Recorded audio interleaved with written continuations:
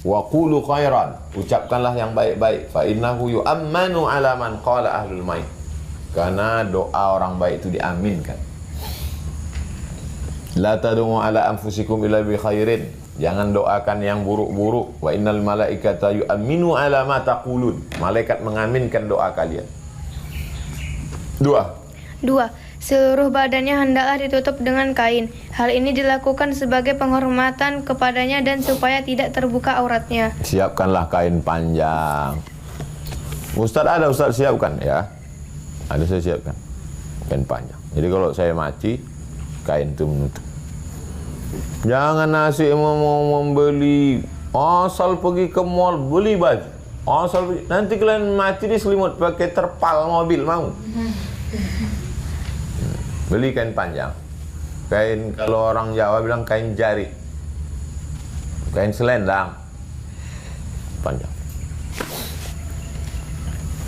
Hina tufiya sujjiya bi burdi hibaratin. Ketika Nabi meninggal ditutup dengan kain tenunan dari Yaman. Tutup kain. Jangan kain mewah-mewah mahal-mahal kali. Kain-kain biasa aja. Yang pula kain sutra menunjukkan orang kaya. Tak usah. Terus. 3. Tidak ada halangan untuk mencium mayat bagi keluarganya atau sahabat-sahabatnya yang sangat sayang dan berduka cita karena kematiannya. Yang pernah nyium jenazah, angkat tangan. Gimana rasanya cium jenazah? Dingin macam es batu. Saya pertama kali mencium jenazah tahun 1990, bulan Juni. Berapa tahun yang lalu? 31 tahun yang lalu. Buka wajah, penutup jenazah, cium. Jenazah Syekh Muhammad Ali. Ada gambarnya di atas. Ulama besar. Pas saya datang, kelas 6 SD, suruh orang, cium jenazah atuk, cium atuk, cium atuk. Cium. Sujuk macam es batu. Coba rasa, masih hangat? Masih hangat. Kenapa hangat? Ada darah menyembur. Menyembur darah dari jantung, berkeliling dia di badan nih, naik ke otak, hangat. Makanya orang yang kena diabetes, yang pertama kali membusuk yang di ujung-ujung. Ujung tangan, ujung kaki. Orang yang mendaki gunung ke atas, naik ke gunung puncak, es batu tak mengalir, itu ujung kuku. Pernah kalian nonton film pendaki gunung, busuk ujung kuku. Kenapa? Karena darah kalau yang dekat-dekat nih mengalir dia. Pas sampai ke ujung tak sampai. Membusuk. Karena tak mengalir. Maka ketika menggerenti geletak jantung, berhenti. Kenapa si Anu meninggal mendadak? Karena sakit jantung. Jantung berhenti berdetak, darah pun berhenti, dingin langsung. Setuju. Kenapa si Anu meninggal? Kemarin kan masih sehat, mendadak. Kenapa? Kena jantung. Mana pernah? Si Anu kenapa meninggal? Kena kudis. Si Anu kemarin kena pano. Kena sakit jantung, mendadak. Dingin, sejuk. Mencium jenazah itu ingat mati kita. Bagus. Tolonglah ustazah, suami saya meninggal. Pas dibuka wajah, mau kalian cium? Enggak. Apa kalian cium lagi orang? Laki-laki sama laki-laki, kecuali ayah kandung, abang kandung, adik kandung. Terus 4. Ahli mayat yang mampu hendaklah segera membayar utang si mayat jika ia berutang, baik dibayar dari harta peninggalannya ataupun dari pertolongan keluarga sendiri. tidak boleh membagi harta warisan min ba'di wasiyatin, keluarkan wasiat. Keluarkan wasiat harta. Wasiat harta tak boleh lebih dari 1/3. Hartanya 1 miliar, maka harta wasiat yang boleh dikeluarkan 333 juta. Audain, bayarkan hutang. Setelah bayar hutang, barulah hartanya dibagikan. Harta warisan. Nafsul mu'min mu'allaqatun bidainihi. Nyawa ruh orang mati itu tergantung dengan hutangnya. Hatta yuqda, sampai dibayarkan. Bayarkanlah hutangnya. Adapun bagi orang yang tak mampu maka serah kepada Allah menurut keadaan, tujuan dan maksud orang waktu berhutang, sebagaimana diterangkan dalam hadis di bawah. Faman mata wa huwa yanwi qada'ahu fa ana waliyuhu. Siapa yang adainu dainani, hutang itu ada dua. Faman mata wa huwa yanwi qada'ahu, siapa yang mati dia berniat mau bayar hutang, fa ana waliyuhu, maka aku yang akan bertanggung jawab mengurusnya. Faman mata wa la yanwi qada'ahu, siapa yang berhutang tak ada niat bayar, fadzalika alladzi yukhadhu min hasanatihi, diambil amal pahalanya, laisa yauma idzin dinarun wala dirhamun. Hari itu tak ada yang bisa membayar hutang. Maka setiap kalian ngutang, niat membayar. Siapa yang mati ninggalkan hutang, niat bayar hutang, kata Nabi, aku yang akan bertanggung jawab. Tapi kalau niat berhutang, tak mau bayar hutang, habislah pahala bacaan Quran kalian diambil orang. Hutang bakwan, hutang orong-orong, hutang kerupuk, hutang es. Kalian pikir hutang-hutang sepele, dari kecil dah tu bawa-bawa. Man sabba ala syai'in sabba alai. Siapa yang terbiasa dari sejak muda sampai tua, sampai beruban. Saya tak pernah saya berhutang. Bukan saya kaya, saya tak kaya, tapi tak pernah saya berhutang. Kenapa Ustaz tak mau berhutang? Takut mati. Sekolah di Mesir tak pernah berhutang. Sekolah Maroko tak pernah berhutang. Sekolah ke Sudan tak pernah berhutang. Lebih baik saya hidup susah daripada ngutang. Sekarang banyak orang gaya kaya raya tapi hutang. Semua hutang. Panci pun hutang. Satu-satunya yang lunas cuma satu, bininya. Aku terima mahar dengan tunai. Andai boleh bini itu pun hutang juga. Boleh bini hutang. Boleh. Terus. Beberapa kewajiban yang berhubungan dengan mayat. Apabila seorang muslim meninggal, maka fardu kifayah atas seorang hidup menyelenggarakan 4 perkara. Memandikan, mengkapankan, nanti prakteknya sekali praktek sama ibu-ibu pengajian. Ibu-ibu sama kalian bersatu. Tak siapa dulu mati terserahlah. Nah, kalau ibu tu mati kalian ngurusnya, kalau kalian mati ibu tu ngurus. 1. Memandikan jenazah. Syarat wajib mandi. A. Mayat orang Islam. Mayatnya mesti mayat orang Islam. Orang tak Islam tak dimandikan. B. Ada tubuhnya walaupun sedikit. Ada tubuhnya walaupun sedikit. Apa maksudnya ada tubuhnya walaupun sedikit? Mati dimakan hiu, tinggal jempol kaki. Walaupun sedikit.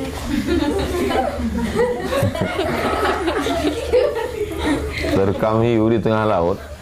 Kata hiu, jempol ni busuk. Tuih gitu. Apakah dimandikan? Iyalah. Walaupun sedikit. C. Mayat itu bukan mati syahid. Orang mati syahid bersimbah darah habis ditembak sama Israel. Apakah dimandikan? Tidak. Karena nanti di padang mahsyar dia dibangunkan dengan darah-darahnya itu jadi saksi. Wala taqulu liman yuqtalu fi sabilillahi amwat. Jangan kau katakan orang mati jihad fi sabilillah itu mati. Bal ahya, dia hidup. Terus. Mandi untuk melepaskan kewajiban itu sekurang-kurangnya dilakukan 1 kali, merata ke seluruh badannya. Siram sekali, rata ke seluruh badan.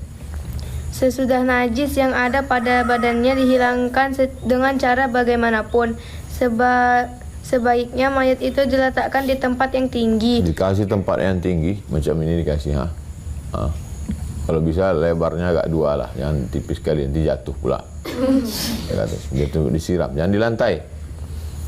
Seperti ranjang atau balai-balai, di tempat yang sunyi, jangan orang ramai. Tutup. Jangan kalian mandi, kalau mandi pakai terpal, tutup keliling. Banyak orang, kau ngapain tengok? Yang tidak berurusan dilarang masuk, keluar. Biar aja mandikan.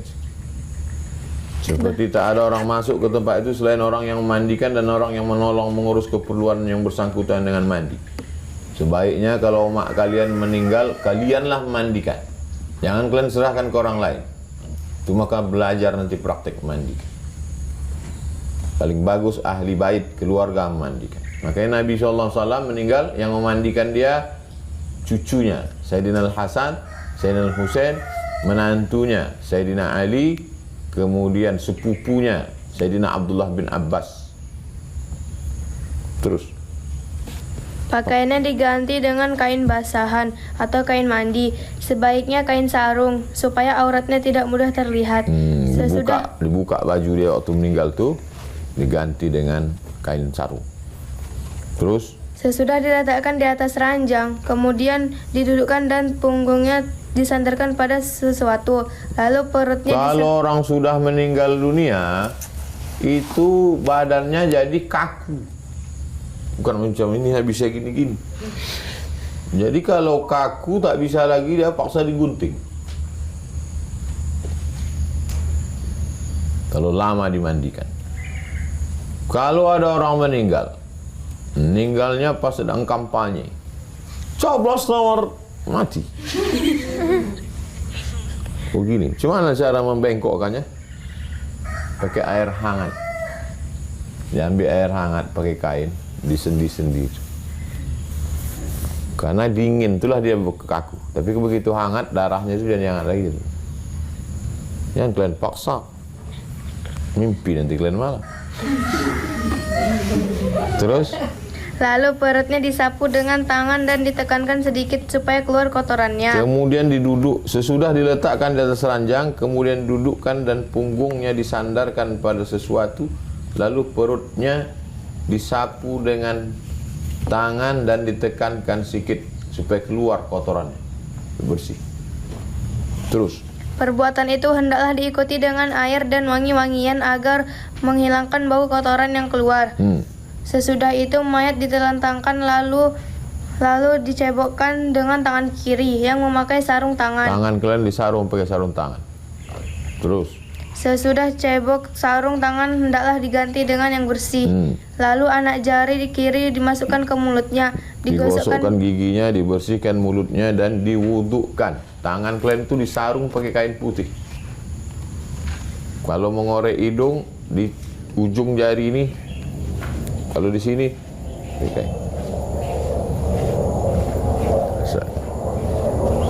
Sudah dipakai mengorek gosok pas makan siang. Makanya jangan menyepelekan orang mandikan orang mati. Maka saya kalau ceramah di mana-mana, hai Pak Bupati, hai Pak Wali Kota, hai Pak Gubernur, keluarkanlah anggaran untuk memandikan orang mati. Wali Kota apa namanya itu setelah Medan arah ke Langkat, Binjai dulu, yang dulu tak tahu sekarang. Itu ada dibuat anggaran untuk orang yang memandikan jenazah. Banyak orang tak peduli sama memandikan jenazah. Padahal jenazah omaknya, ayahnya, atuknya, neneknya digosokkan mulutnya. Tolong, bapak-bapak, ibu-ibu, orang-orang kaya, cari orang mandikan jenazah. Kalau saya dulu yang ngurus jenazah almarhumah, saya cari. Ambil kain, masukkan duit ke kain itu, kasih. Besar jasa dia. Terus Kemudian kepala dan janggutnya dibasuh, rambut dan janggutnya disisir perlahan-lahan. Rambutnya yang tercabut hendaklah dicampurkan kembali ketika mengafaninya. gugur rambutnya, digulung-gulung, masukkan lagi ke kain kafan. Jangan biarkan. Lalu bagian tubuh sebelah kanannya dibasuh, kemudian sebelah kirinya. Siramnya kanan dulu. Sama macam mandi. Kita juga mandi wajib kanan dulu, baru kiri. Sesudah itu dibaringkan ke sebelah kirinya, dan badannya yang sebelah kanan dibasuh, kemudian dibaringkan lagi ke sebelah kanannya, dan dibasuh badannya sebelah kiri. Bagian tubuh sebelah kanan dibasuh, kemudian sebelah kiri. Sesudah itu dibaringkan ke sebelah kiri, baringkan ke sebelah kiri, miring ke sebelah kiri, basuh sebelah kanan. Maringkan ke sebelah kanan, basuh sebelah kiri. Itu guna koma tu. Kalau tidak, tak bertitik, tak berkoma dia. Semua itu dilakukan satu kali. Tapi disunahkan 3 atau 5 kali. Ganjil, 1, 3, 5. Air untuk mandi mayat ini sebaiknya air dingin. Ustazah, kalau bisa air hangat. Kenapa begitu, Bu? Suami saya biasa mandi air hangat. Kau pikir ini mandi santai? Ini mandi jenazah. Kecuali jika berhajat pada air hangat karena sangat dingin. Minta air hangat, kata ustazah. Kenapa? Jenazah kan air dingin. Aku tak tahan dingin. Ustazah itu tak tahan. Karena sangat dingin, karena susah menghilangkan najis. Ada najis yang udah beku, mesti disiram pakai air hangat. Baik juga memakai sabun atau sejenisnya kecuali untuk basuh yang penghabisan. Basuh penghabisan jangan ada lagi sabun. Air pembasuh penghabisan itu sebaiknya dicampur dengan sedikit kapur barus atau wangi-wangian yang lain.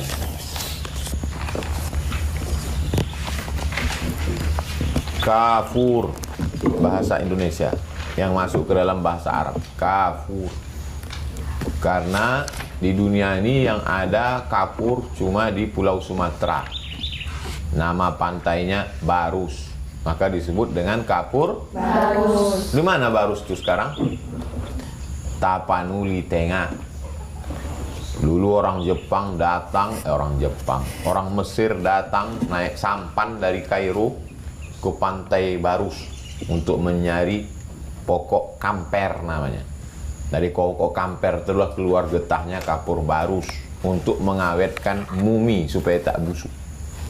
Makanya kalau lemari kalian dikasih kapur barus tak masuk kecoa. Kalau di kamar tuh ada kepinding, masuk kapur barus. Maka jenazah orang Mesir tuh dikasih kapur barus. Maka tak dimakan ulatnya. Tapi jangan gara-gara ini nanti kalian balik makan kapur barus. Kalau tak ada kapur barus, daun sidir. Ambil daun sidir. Daun sidir itu kalau kita ambil, kita peras gini, masuk ke air, keluar dia putih. Macam susu. Siramkan ke jenazah. Idh waqa'a an rahilati famata. Dari Abdullah bin Abbas dia berkata, ada seorang laki-laki jatuh dari kendaraannya lalu meninggal. Kata Nabi, mandikan dia dengan air dan siram dengan air bidara. Sidir. Ada di depan rumah Ustaz. Rumah paling pinggir. Dekat jendela. 3 pokok. Yang kalian ambil daunnya. Dari Ummi Atiyah, Nabi SAW masuk waktu kami memandikan anak perempuannya. Anak perempuan Nabi. Ilsilnaha salasan, mandikan dia 3, au khamsan atau 5, au aksar atau lebih. In ra'aitunna dzalik bima'in, dengan air, wa sidrin, dengan air sidir. Wa ja'alna fil akhirah kafuran. Siramkan yang terakhir kafur. Kafur dari bahasa Indonesia. Kafur barus. Yang berhak memandikan mayat. Yang berhak memandikan mayat. Kalau mayat itu laki-laki, yang memandikannya hendaklah laki-laki pula. Perempuan tidak boleh memandikan mayat laki-laki, kecuali istri dan muhrimnya. Sebaliknya, jika mayat itu perempuan, hendaklah dimandikan oleh perempuan pula. Tidak boleh laki-laki memandikan perempuan, kecuali suami atau mahramnya. Jika suami dan mahram sama-sama ada, suami lebih berhak untuk memandikan istrinya. Begitu juga jika istri dan mahram sama-sama ada, maka istri lebih berhak untuk memandikan suaminya. Supaya aibnya tak ditengok orang, supaya tak diceritakan orang cacat-cacatnya. Nanti antum bilang, suami saya ini saya sama anak-anak saya aja lah. Datang ibu-ibu pengajian, kami mau juga. Apa kau menggatal? Terus.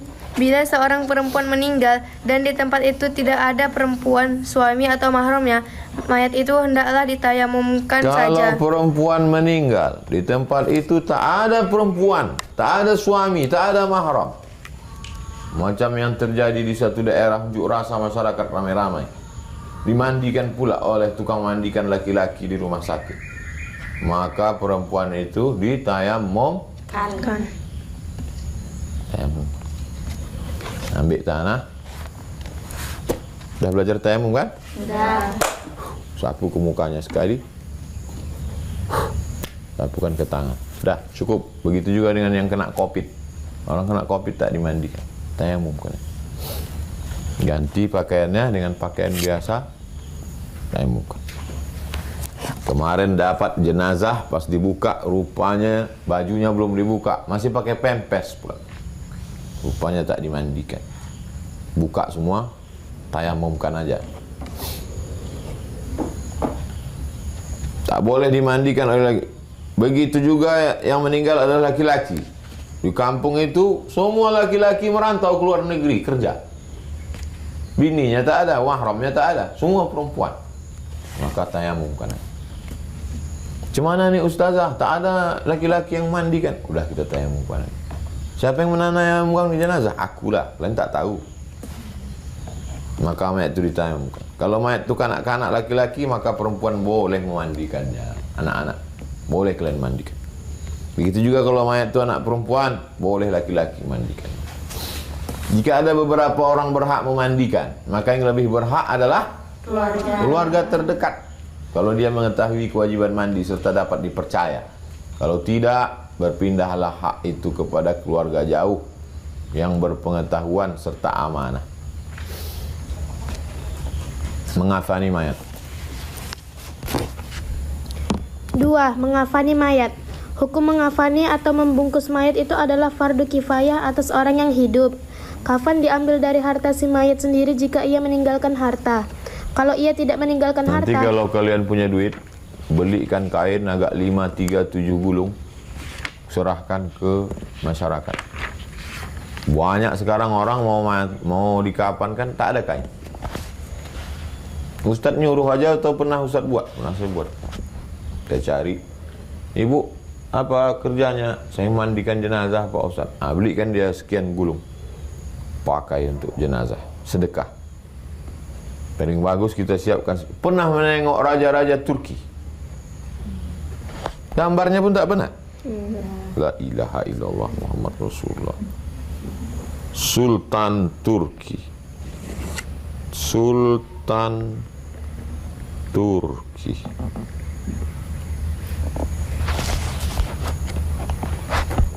Tengok Sultan Turki. Besar sorbannya kan? Tahu apa sorbannya itu? Kain kafan. Sultan Turki itu kenapa besar sorbannya? Kain kafan. Supaya apa? Supaya dia ingat kain kafan diletakkan. Kalian kalau ingat mati, jilbab kalian buatlah kain kafan. Sultan Turki kalau ditanya kenapa besar betul, kain kafan. kalau ia tidak meninggalkan harta, maka kafannya menjadi kewajiban orang yang wajib memberi belanjanya ketika ia hidup. Kalau yang wajib memberi belanja itu juga tidak mampu, hendaklah diambilkan dari Baitul Mal dan diatur menurut hukum agama Islam. Kalau kita sekarang dari tempat zakat, Baitul Mal. Jika Baitul Mal tak ada dan tak teratur, maka itu menjadi kewajiban kaum muslimin. Berinfak sedekahlah, serikat kematian. Terus Demikian pula keperluan lainnya yang bersangkutan dengan mayat. Timba, kereta, gerobak, keranda. Terus Kafan sekurang-kurangnya selapis kain yang menutupi seluruh badan mayat. paling minim selapis. Terus Baik mayat laki-laki maupun perempuan. Sebaiknya untuk laki-laki 3 lapis kain. Tiap-tiap lapis menutupi seluruh badannya. Sebagian ulama berpendapat bahwa salah satu dari 3 lapis itu hendaklah izar kain. atau kain mandi. Sedangkan 2 lapis lagi menutupi seluruh badannya. Ya. Cara mengafani: dihamparkan sehelai-sehelai dan di atas tiap-tiap lapis itu ditaburkan wangi-wangian. Sehelai. Habis itu sehelai. Tiap atas lapis itu ditaburkan wangi-wangian macam kapur barus. Hamparkan dulu sehelai. Pus. Baru siramkan kapur. Baru sehelai lagi. Kedua tangannya diletakkan di atas dada macam sholat. Tangan kanan di atas tangan kiri, atau kedua tangannya lurus, atau lurus saja gini. Kalau nampak kalian nanti ada jenazah yang gini, boleh. Tapi rata-rata di tempat kita gini. Atau kedua tangan itu diluruskan menurut lambungnya, rusuknya. Diriwayatkan dari Aisyah, kuffina Rasulullah SAW fi thalathati athwabin. Nabi dikafankan 3 lapis kain bidin, putih, suhuliyah, bersih, terbuat dari kapas katun, min kursuf, laisa fiha qamisun wala imamah. Tidak pakai gamis, tak pakai sorban. Kain aja 3 lapis. Mayat perempuan sebaiknya dikafani dengan 5 lembar kain, yaitu kain bawah, baju, tutup kepala, kerudung, cadar, kain yang menutup seluruh badannya. Digunting itu, bukan dijahit macam baju. Gunting. Nanti praktek. Cara mengafaninya. Cara mengafaninya, mula-mula dipakaikan kain basahan, baju tutup kepala, lalu kain basahan dulu, dari pinggang ke bawah. Habis itu baju, habis itu tutup kepala, habis itu kerudung. Kemudian dimasukkan dalam kain yang meliputi seluruh badannya. Di antara beberapa lapisan kain tadi sebaiknya diberi wewangian. Misalnya kapur barus. Kecuali orang yang mati ketika dalam ihram haji, sedang pakai pakaian ihram, laki-laki 2 helai, sehelai di bawah, sehelai di atas. Dia tak boleh diberi harum-haruman, tak pula boleh ditutup kepalanya karena dia belum tahallul. Orang yang meninggal waktu haji belum tawaf ifadah, belum gunting rambut, belum selesai umrohnya, belum selesai hajinya, maka tak boleh dikasih haruman dan kepalanya tak ditutup. Pakai kain ihram itu saja. Kafan sebaiknya adalah kain putih bersih. Saya maunya pakai batik Pak Ustaz. Tetap pakai kain putih. Albisu min siyabikumul bayad fa innaha khairu siyabikum wa kafinu fiha mautan. Menyempurnakan pemakaian kafan. Idza kafana ahadukum akhahu, kalau kamu mengafani saudaramu, falyuhsin kafanahu, perbaikilah kafan. Kafan yang baik maksudnya baik, sifatnya baik, cara makainya serta terbuat dari bahan yang baik, sifatnya telah diterangkan. Kain yang putih, begitu pula cara memakaikannya. Adapun baik yang tersangkut dengan dasar kain ialah jangan sampai berlebih. Mentang-mentang orang kaya, ini kain putih import dari Eropa, tak perlu. Semuanya akan jadi santapan cacing tanah. Igsilu saubi hadza. Dari Aisyah, Abu Bakar melihat kain. Kata dia, igsilu saubi hadza. Cuci olehmu kainku ini, tambahilah 2 kain lagi. Kafinilah aku dengan kain itu. Kain ini sudah usang. Orang yang hidup lebih berhak memakai kain baru daripada mayat. Kapan hanya untuk tanah. Ini kainnya kain usang ayah, kata Aisyah. Orang hidup lebih layak untuk pakai kain baru. Untuk aku biarlah kain-kain kapan yang bekas saja. Tak perlu kain baru. Karena tanah, daging, kulit akan hancur. 3. 3. Menyolatkan mayat. Sabda Rasulullah SAW, "Sallu ala mautakum." Salatkanlah orang yang mati. Sallu ala man qala la ilaha illallah. Salatkanlah orang yang mati la ilaha illallah. Kalau begitu orang yang dalam keadaan muslim. Kunna julusan inda Nabi id utiya binajazatin. Sallu ala sahibikum. Salatkan dia. Syarat menyolatkan jenazah. 1. Syarat menyolatkan mayat. 1. Syarat-syarat salat yang juga menjadi syarat salat mayat seperti menutup aurat, suci badan dan pakaian, menghadap ke kiblat. 2. Dilakukan sesudah mayat dimandikan dan dikafani. Mandi, kafan, salatkan. 3. 3. Letak mayat itu di sebelah kiblat orang yang menyolatkan, kecuali kalau salat itu dilaksanakan di atas kubur atau salat goib. Rukun menyolatkan mayat. 1. Niat. Sebagaimana salat yang lain. ala hadzal maiti 4 takbiratin. Tak bisa bahasa Arab Pak Ustaz. Aku solat jenazah orang ini 4 kali takbir. Jadi makmum, jadi imam. Lillahi ta'ala. 2. Takbir 4 kali dengan takbiratul ihram. Allahu Akbar. 3. Membaca Al-Fatihah sesudah takbiratul ihram. Allahu Akbar. A'udzubillahi minasyaitonir rajim. Bismillahirrahmanirrahim. Alhamdulillahirabbil alamin arrahmanir rahim maliki yaumiddin. Iyyaka na'budu wa iyyaka nasta'in. Shiratal mustaqim. Shiratal ladzina an'amta 'alaihim ghairil maghdubi 'alaihim waladdallin. Amin. Terus Sabda Rasulullah SAW, "La sholata liman lam yaqra bi Fatihatil kitab." tak sah salat orang yang tak baca Fatihah. 4. 4. Membaca salawat atas Nabi SAW sesudah takbir kedua. Akbar. Allahumma salli ala sayyidina Muhammad wa ala ali sayyidina Muhammad kama sallaita ala sayyidina Ibrahim wa ala ali sayyidina Ibrahim Allahumma barik ala sayyidina Muhammad wa ala ali sayyidina Muhammad kama barakta ala sayyidina Ibrahim wa ala sayyidina Ibrahim fil alamin innaka Hamidum Majid. 5.